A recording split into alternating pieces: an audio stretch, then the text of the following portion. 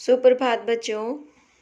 मेरा नाम प्रिया है। मैं ड्रीम वैली इंटरनेशनल स्कूल में पढ़ाती हूँ।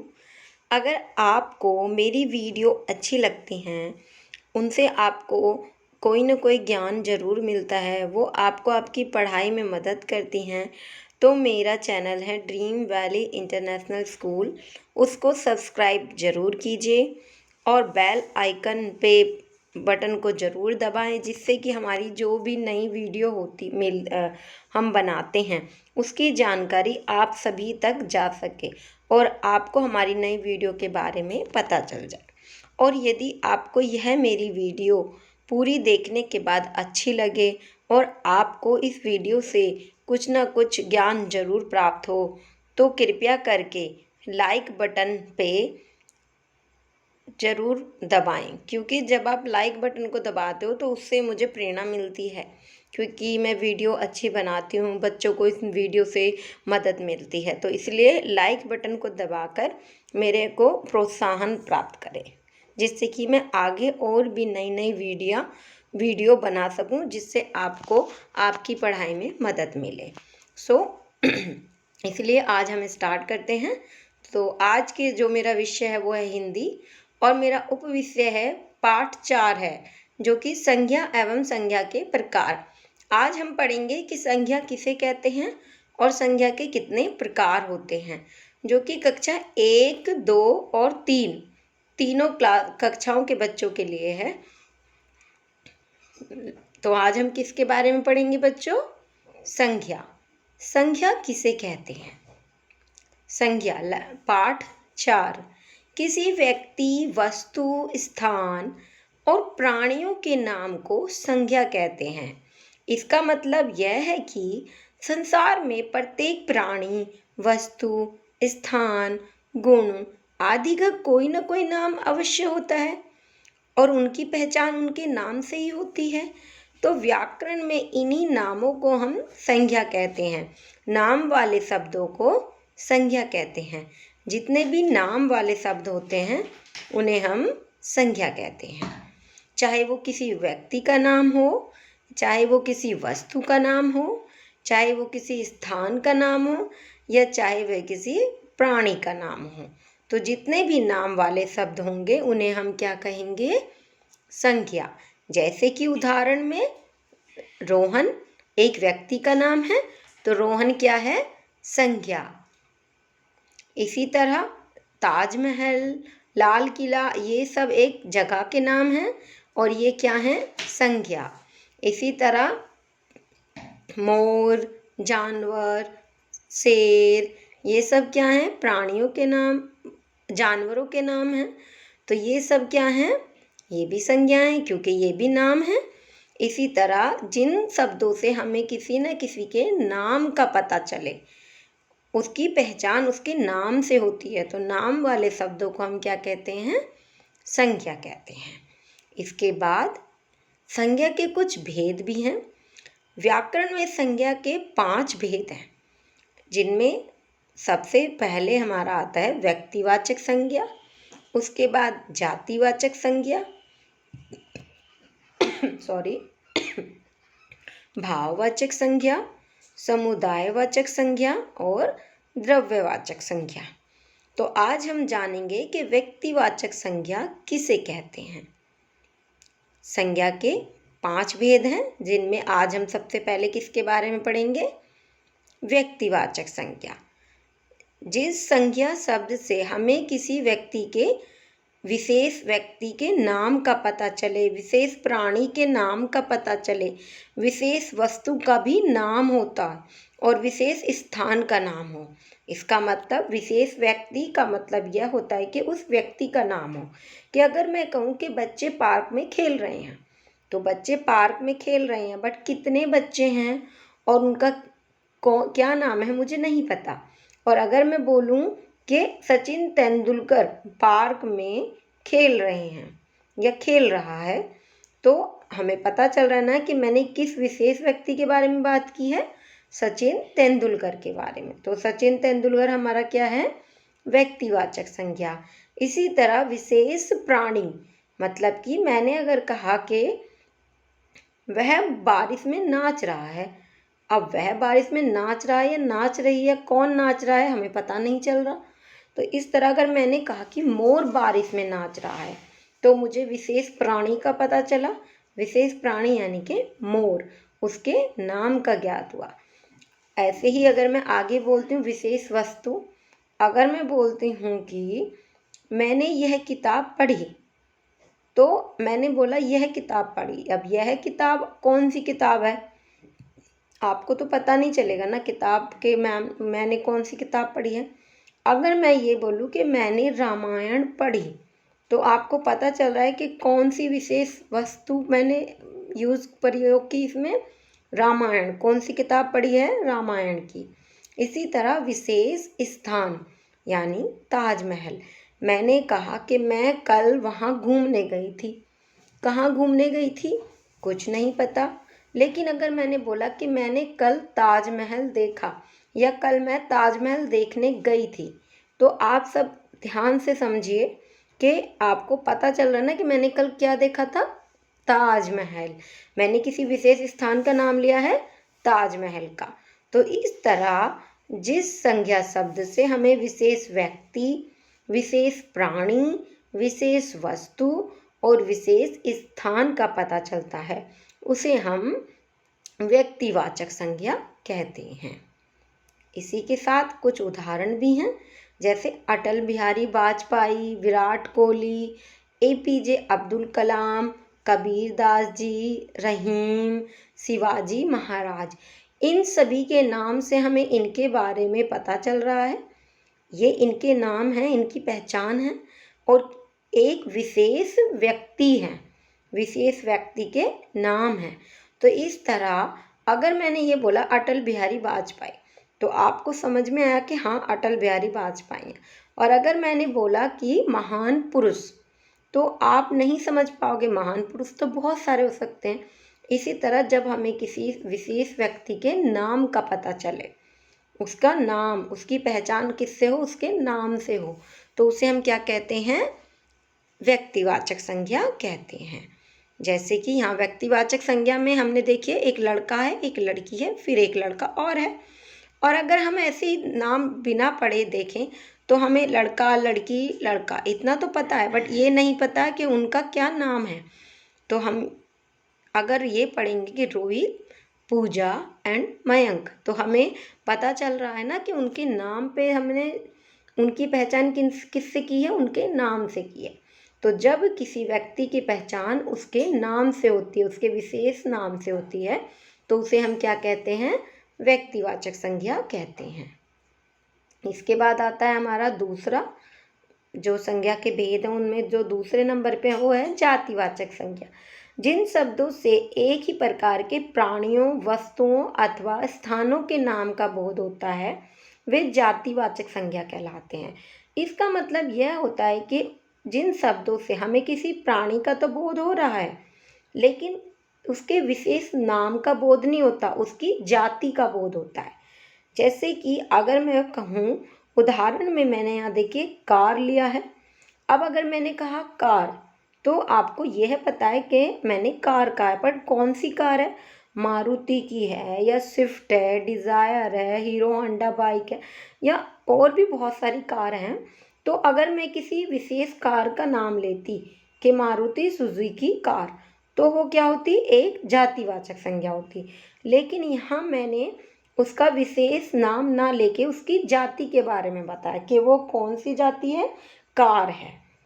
कार क्या एक जाति है ना, कि एक जाति की क्यों है, क्योंकि हमने कार में बहुत सारी कारों को एक साथ जोड़ा, तो हमें उसके जाति का पता चला। ऐसे ही नगर, अब नगर में भी हम अगर किसी विशेष नगर का नाम लें, जैसे कि आप गाजियाबाद में रहते हो, बट गाजियाबाद तो बहुत बड़ा है ना, तो गाजियाबाद में आप कहाँ रहते हो, इस तरीके से तो हमने एक जाति ली। तो जिन संज्ञा शब्दों से हमें उसकी जाति का पता चले, उसके विशेष नाम का पता नहीं चलता, उसे हम क्या कहते हैं, जातिवाचक संज्ञा कहते हैं। जैसे यहाँ देखिए अध्यापक, संगीतकार, वक्ता, माली, धोबी और पक्षी। यहाँ मुझे इनके नाम से, जब मैंने इनके नाम को दोहराया, पढ़ा, तो मुझे यह पता नहीं चला कि यह व्यक्ति लड़का है या लड़की है, आदमी है या औरत है, ठीक है, ये नहीं पता चला। मुझे उनकी जाति का पता चला। कैसे? जैसे कि अध्यापक, अध्यापक में हमारे स्त्री भी हो सकती है और पुल्लिंग भी हो सकता है, लड़का भी और लड़की भी। ऐसे ही संगीतकार, संगीतकार में लड़की भी संगीतकार हो सकती है और एक लड़का भी संगीतकार हो सकता है। वक्ता, वक्ता भी कोई भी हो सकता है, लड़का भी लड़की भी। तो मतलब इन शब्दों से मुझे इनकी जाति का पता चल रहा है, इनके विशेष नाम का पता नहीं चल रहा, इसलिए यह शब्द क्या है? जातिवाचक संज्ञा है। तीसरे नंबर पर आता है हमारा भाववाचक संज्ञा। भाववाचक संज्ञा किसे कहते हैं? जिन शब्दों से किसी प्राणी या वस्तु की स्थिति, भाव या दशा का बोध होता है, वे भाववाचक संज्ञा कहलाते हैं। इसका मतलब यह है कि जिन शब्दों से हमें किसी की स्थिति का पता चले, उसके भाव पता चले कि वह दुखी है या खुश है ना, उसके अंदर मन में क्या है वो पता चले। जैसे कि यहाँ मैंने उदाहरण में लिया है बुढ़ापा। अब बुढ़ापा शब्द से ना तो हमें किसी विशेष व्यक्ति का नाम है किसी, और ना ही ये किसी जाति है, पर हाँ, अगर हमें ये ज़रूर पता चल रहा है कि अगर हम बुढ़ापा शब्द बोलते हैं कि हमें कि वह व्यक्ति बूढ़ा है, तो उसके भाव का पता चल रहा है ना कि वह क्या बताना चाह रहा है हमें कि वह व्यक्ति क्या है? बूढ़ा है। ऐसे ही इन दोनों में क्या है? घनिष्ठ मित्रता है। तो इन दोनों में क्या भाव है? मित्रता, अच्छे दोस्त हैं। तो इस तरह के वाक्यों में जब हमें किसी के भाव के बारे में पता चलता है या दशा के बारे में पता चलता है, तो उन्हें हम भाववाचक संज्ञा कहते हैं। जैसे यहाँ देखिए, भाववाचक संज्ञा में हम रो भी सकते हैं, हंस भी सकते हैं, उदास भी हो सकते हैं, भाग भी सकते हैं, दौड़ भी सकते हैं, खेल भी सकते हैं। तो ये सब क्या हमारे भाव हैं। नाच भी सकते हैं, गा भी सकते हैं, ये क्या है? हमारे भाव। कि जब हमें हम किसी विशेष व्यक्ति के भाव का पता चले, ना तो उसके विशेष नाम का पता चले, ना उसकी विशेष जाति का, सिर्फ उसके भाव का पता चले, तो वो शब्द क्या कहलाते हैं? भाववाचक संज्ञा कहलाते हैं। इसके बाद आता है हमारा समूहवाचक संज्ञा। समूहवाचक संज्ञा किसे कहते हैं? देखिए बच्चे, जैसे आप समूह से ही समझ गए होंगे। समूह यानी कि जब हम एक समूह की बात करते हैं, एक समूह मतलब जिसमें एक से ज़्यादा लोग होते हैं। जैसे कि आप परिभाषा पढ़िए, जो शब्द किसी समूह या समुदाय का बोध कराते हैं वे समूहवाचक संज्ञा कहलाते हैं। समूह या समुदाय जिसमें एक से ज़्यादा लोग होते हैं। एक समूह के बारे में बात की जाती है, एक विशेष व्यक्ति या विशेष जाति या उसके भाव के बारे में बात नहीं करी जाएगी। किसके बारे में बात करी जा रही है? उसके समूह के बारे में, कि वो किस समूह का है। जैसे कि अब यहाँ देखिए, अगर मैं बोलूँ चाबी, तो वो एक विशेष नाम हो गया चाबी, कि मुझे चाबी दे दो, और तो मैंने मांगा। तो अगर मैंने कहा गुच्छा, तो आपको ये नहीं पता ना कि उस गुच्छे में कितनी चाबियां हैं। तो ये क्या हो गया? जब हमने बोला गुच्छा, तो उसमें जो चाबियां हैं यानी कि एक से ज़्यादा संख्या में जो चीज़ें एक साथ जुड़ी हुई होती हैं वो क्या कहलाती हैं? समूहवाचक संज्ञा कहलाती हैं। जैसे कि उदाहरण में है गुच्छा। इसी के साथ समुदायवाचक संज्ञा में देखिए, जैसे कि तमाशा। अब तमाशा जो यहाँ दिखा रहा है, मदारी भी है और बंदर भी है। क्या बिना बंदर के मदारी तमाशा दिखा सकता है, या बिना मदारी के बंदर तमाशा दिखा सकता है? तो इस तरह ये क्या हुआ? एक समूहवाचक संज्ञा। दल, जैसे कि बहुत सारे बच्चे ही एक साथ खेल सकते हैं, एक अकेला बच्चा तो अपने आप नहीं खेल सकता ना, तो ये उसका क्या हुआ? एक समूह हो गया। ऐसे ही भीड़ में भी बहुत सारे व्यक्ति एक साथ जुड़े हुए हैं। ऐसे ही बाजार में भी बहुत सारे व्यक्ति एक साथ होते हैं। सेना में भी आप देखिए, हमारे पास 6 सिपाही हैं, और मछली में भी हमारे पास 3 मछलियाँ हैं। तो इस तरह जब एक से अधिक व्यक्ति एक साथ एक जगह पर जुड़कर किसी कार्य को करते हैं तो वह एक समूह कहलाता है। समूह कहलाता है, उसे हम समूहवाचक संज्ञा कहते हैं। इसके बाद हमारा जो आता है वो आता है द्रव्यवाचक संज्ञा। द्रव्यवाचक संज्ञा किसे कहते हैं? जिन शब्दों से किसी द्रव्य, धातु या पदार्थ का बोध होता है वे द्रव्यवाचक संज्ञा कहलाती हैं। द्रव्य, धातु या पदार्थ। इसका मतलब यह होता है कि इससे हमें यह नहीं पता चलेगा। द्रव्य, धातु और पदार्थ वो होते हैं जैसे कि पेट्रोल, दूध, सोना, चांदी, पीतल एक द्रव्य हों, धातु हों और पदार्थ खाने की चीज़ें भी होती हैं। इसी तरीके से इसके उदाहरण देखिए द्रव्यवाचक संज्ञा में। जैसे कि मैंने बोला बैग यानी कि टिफिन, पेन, कलम, तो ये सब क्या है, ये एक धातु ही तो है। बैग हमारा एक बैग बना हुआ कपड़े, तो वो किसी विशेष व्यक्ति, विशेष नाम तो नहीं है, कोई जाति भी नहीं है। ऐसे ही टिफिन भी हमारा एक द्रव्य धातु का बना हुआ है। ऐसे ही पेन, तो जो शब्द किसी द्रव्य, धातु और पदार्थ से मिलकर बने होते हैं उन्हें हम क्या बोलते हैं, द्रव्यवाचक संज्ञा। इसी के साथ अब आपका आता है अभ्यास कार्य।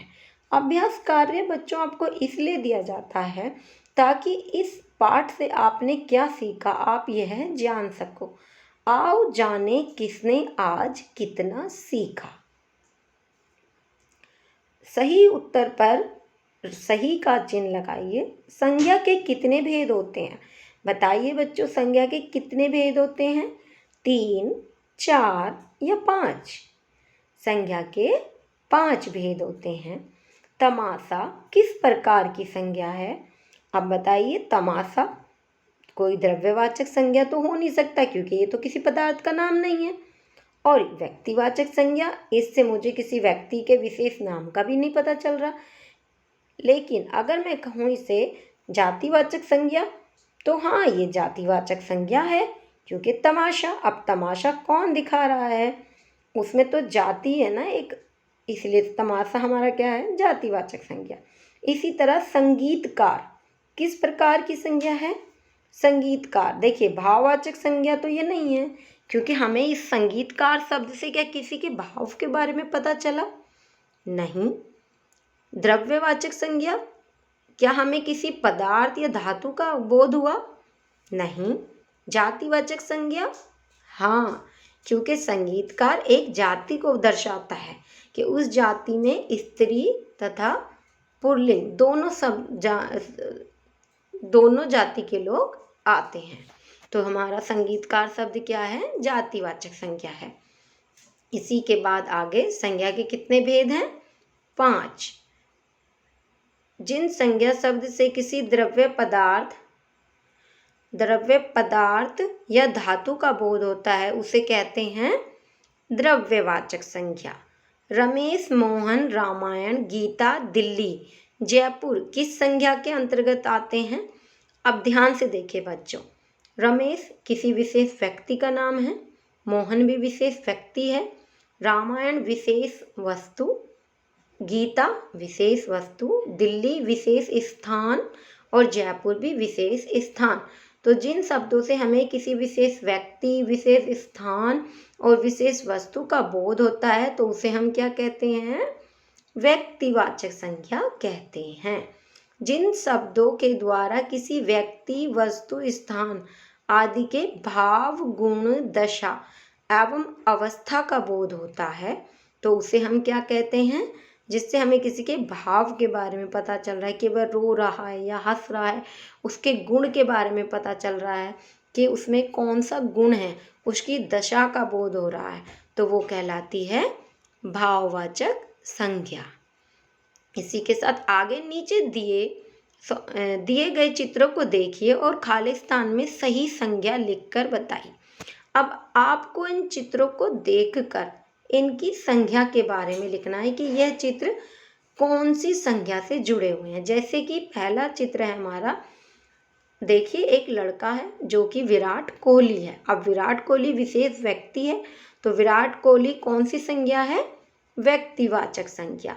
इसी तरह आपको अब आगे का कार्य स्वयं करना है जिससे आपको यह पता चलेगा कि आपने इस पाठ से अभी तक क्या सीखा। ठीक है बच्चों, आप इसे स्वयं करने की कोशिश करें। आगे भी है, निम्नलिखित वाक्यों में से संज्ञा शब्द छांटिए। यह बतख है, तो इसमें हमारा संज्ञा क्या है? बतख। इसी तरह आगे के भी हैं जो आपको पढ़ना है और अब आगे का अभ्यास कार्य आपको स्वयं करना है। प्रश्नों के उत्तर दीजिए या मैं प्रश्नों के उत्तर आपको बता देती हूँ। संज्ञा किसे कहते हैं?